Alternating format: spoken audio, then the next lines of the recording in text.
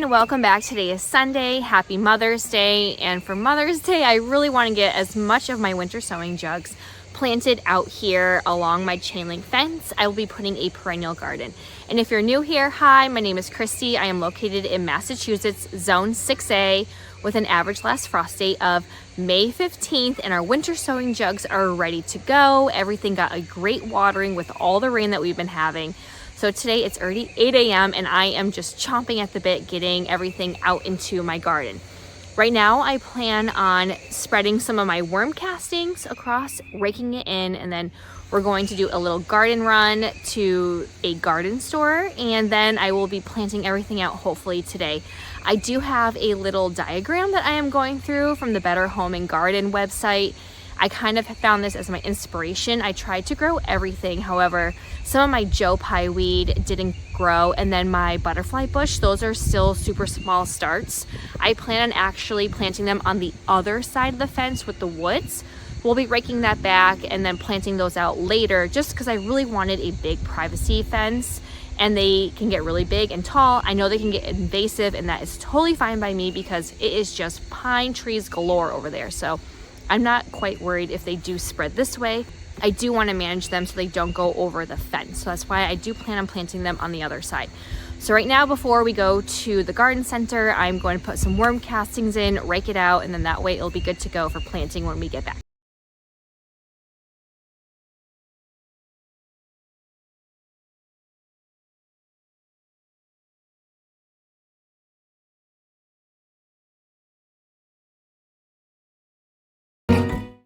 So we're finally back out it. I have a nice little setup going on. I have my bee balm, lavender, yarrow, Rebecca. I'm gonna move some of my coneflower later. I have some of my echinacea. My game plan is to split it up. Do one half right now, hopefully set it up in one half in the other. I will just take each milk jug, split it in half, and whatever I have in that half, I'm going to just spread out evenly through here and then try and replicate the same thing on the other side. Now I'm super excited because we just went to Smithland's. They're actually closing and they're having a sale. So I got this gorgeous David Austin of climbing rose. We'll train it to go over here, and I am just beyond thrilled. So I will show you that up close in a moment, and then we have a lot going on. So here is my David Austin rose bush. It's a climbing one, and I am so excited. So we will be planting this dead center, which will be perfect. Hopefully it will hide these right here. So I plan on, don't mind the children, dividing everything in half and then splitting it up. I have some feverfew and a lot of yarrow, lavender, sweet williams in here.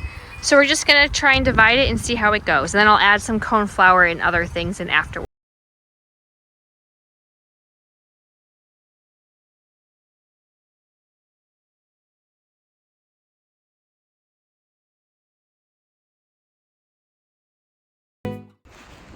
So I just wanted to show you how I am separating. I am just taking from my milk jugs just these little tiny chunks and dividing them out so they're evenly spaced. And then thankfully this is just so nice and like good compost. It's nice and loose. I'm just going to make a small hole and then backfill, and then this big clump right here will just go in nicely. So again, I'm trying to space everything out. I raked it in, I put some worm castings in before, and then I'm just gonna backfill. And I'm trying to get anything that's tall in the back. So we're gonna move you over here. These are the hollyhocks that I started. They've been hardened off for about 4 days now. I probably should just do one more, but I am going to just chance it, and I think they'll be fine. But you can see their roots. So what I like to do, especially if anything, this is not too bad, I will just go in and just loosen it up a little bit, especially my root bound ones, like my feverfew starting to. So I'm glad I'm getting that in. And then we have this here, moving you down again. And we'll be doing again a nice little chunk of bee balm. So it's a nice small hole, plop it in and backfill. And then I'm gonna do the same right here. I don't know if you can see it or not, but, and there. So we're just gonna keep repeating that process, and I'll show you how I divide once I get my yarrow in next. All right, so I did the first half with my bee balm. So I wanna show you how I take it out and divide it. This is super saturated with water still from a couple of days ago. You definitely want it to be moist or like very damp. It will help it so much more to come out. So I just flip it upside down and try and hold the ends. And then there is all of the bee balm, and I'm going to separate these into really small chunks. So luckily with the milk jug, you kind of already have those indents from the bottom. So I'm going to try and just, oh, sorry, I should show you. Tease it apart. Oh my gosh, it smells so good. And I'll put the other half down. And I am just doing basically like a 1" by 1" section. I have quite a few. So I was able to split this into 12 little sections. So I teased it, and you can see the roots are still coming. And then I'm just going to tease it again. And I just need a small section. This will just keep spreading over the years. So I want it to stay small. So that way in like 3 years or so, it will be, you know, a little bit more lush. So I'm going to just put these here. And I'm putting 2 in between my hollyhocks, and then I have some other perennials. So again, I'm going to take my bee balm, and it is really, really saturated with water. We got just so much. Tease a little bit. Put the bigger chunk down, and then I will again tease it in half. And then these will be planted just like that. So they're, doesn't matter if they're different sizes, no worries. Again, these spread so much. Like the one little bee balm I planted last year turned into 4 or 5 of them. So over the years, it's just gonna keep on growing. So we're gonna get these in. All right, so we have been extremely busy. I just haven't filmed anything, but I wanted to show you. I probably have, I don't even know how many empty containers, and I just spread them out because it's nice and shady now. And what I plan on doing is just going down and putting everything in, and then I do have some extra stuff I wasn't quite sure about. I have extra bee balm I'm gonna try and get in as well. But I wanna turn this around and show you. You can kind of see right here. I'm just, again, I'm an assembly line girl. I'm just going to just divide and conquer. So let's look. So we are starting here. I put some perennial grass kind of as a split, and then I will figure out this area. I really want to just do a nice wall of lilacs and rose of Sharon.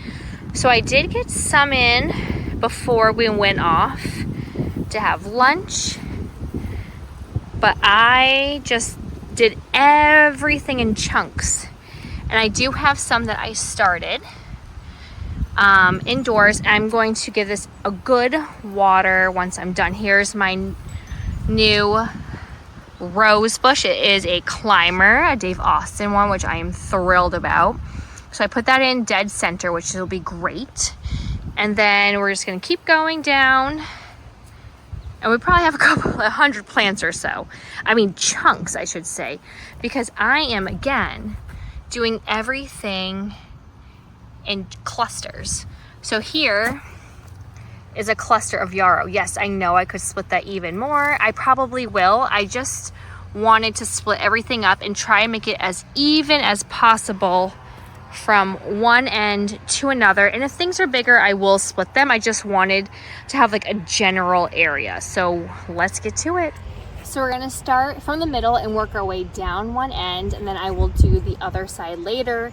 I want to get a little bit of sun in because this does get some afternoon shade, as you can see. The front half gets more sun than the back half due to all the pine trees. So all I am going to do is, and this knee pad is like seriously such a lifesaver.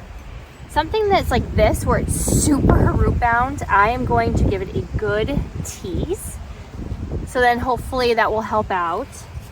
And then just work it into the ground and backfill. And again, I'm gonna come through after and give it a good water. I don't wanna give it a water too late because it's going to be 40 degrees tonight. So it's going to be our last cool night, and then everything else will be back into the 50s, which is going to be great. So I did So I have some daisies right here, anise hyssop, lavender, some more bee balm, sweet williams. We got a lot going in. So, and again, I can always move it. In my mind, tried to find and remember the height difference for everything. I just don't know how successful I was remembering everything, but I figured I can always move things in the fall or next year. So I will just make some mental notes afterwards. So we have this, and then I have anise hyssop right here. I tried doing everything in like three stages, and I'm trying to do it where they're kind of not all too much in a row, but they have like a nice separation in between, because I'm not sure how big these are going to get over the years. So we're just going to keep on going and then just hope for the best, because I kind of went all out and I'm hoping this all works. So again, I'm just going to keep on moving down. I have some here. I might do 2 separate chunks right here. There we go. I spread some cone flower in, Rebecca in, a lot of yarrow. I wanted to put yarrow over here as it's a perennial, but also because I wanted a lot so I can put it in my bouquets as well. And yeah, we're gonna just try and eye everything. I'm not too worried about anything being too perfectly in alignment. So I have some sweet williams. I'm probably going to just divide it and do 4 smaller chunks and kind of view it around my feverfew. So we're just gonna keep on going. I'll show you my progress.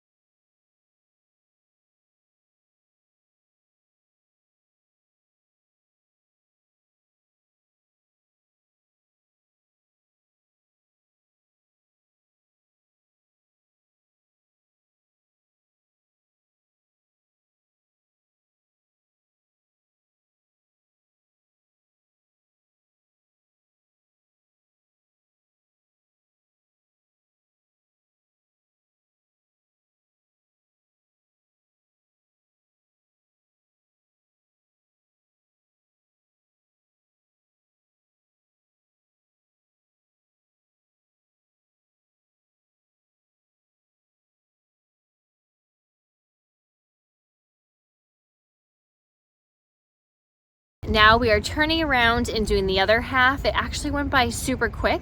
This assembly line is definitely worth it, and that way you can just keep on moving down. Your back might hurt, but that's okay. Malin, you ready? Yeah. All right, say see you soon. See you soon.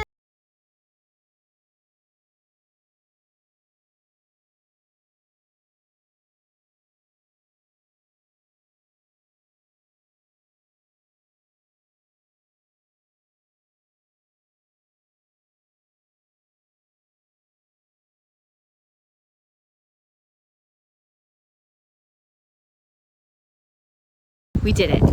265 chunks of winter sowing jugs, and some that I did start indoors, have been planted.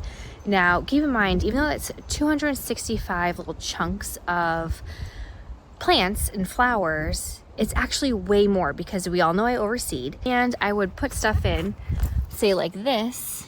I would count that as a chunk, but there's probably like 8 separate little plants there. So again, there's probably like a thousand plants. So 265 winter sowing clumps, and some items that I did, like my feverfew and my hollyhocks, I did start indoors. And I also did some sage, some red and blue sage that I did plant. And there was something else, a couple of other perennials that I did plant indoors, and they are now in the ground, and it took probably a few hours to do, but I'm actually super thrilled. I probably could fit some more in there. I'm pretty sure I didn't even put any black-eyed Susan in, which is like unreal. So I got to get some of that in, but I do also have a ton of perennials that are indoors that I need to make sure that I get out, but those will be going around my vegetable garden. I have a lot of milkweed. I have a lot more coneflower, ton of sage. Those will all be going around my garden, my vegetable garden that is. I wanted to just have like something a little bit different, more focused on my echinacea over there because it gets more sun throughout the day. And then up front is like all my Rudbeckia, my Indian summer, any kind of blanket flower, any kind of Rudbeckia, any kind of perennial or annual Rudbeckia will be going there. So I'm thrilled. I'm going to turn it around and show you. So here's the final product. I was able to get most of it watered in by a hose. It is so breezy though. So some things that are a little bit taller are getting a little bit beaten up, but yeah, we did it. We did it in a day and I am absolutely thrilled. And if you would like to stay updated and see how this looks once everything is flowering, go ahead and click like and subscribe and hit that bell button. We definitely have a lot more to go. So this is going to be my perennial garden. I do have a couple of annual stages in there. And then I still have to work around my vegetable garden, and then my cut flower garden is going to be next weekend's project. I did start tilling and putting a lot of my 50-50 mix down. I do have a little bit more to go, and then I want to start hardening off all of my zinnias and my dahlias, especially because it's going to be warming up some more. I would like to get those planted out after Memorial Day. So I'm hoping to get any kind of I hope to get any type of cold hardy perennial out. I do have a lot that I will be putting in maybe next weekend as well at the school that I work at. Oh my gosh, it is so windy. So I can make some room for all of those annuals to go into my greenhouse. Well, I'm going to start cleaning up and I will see you all next time. Bye.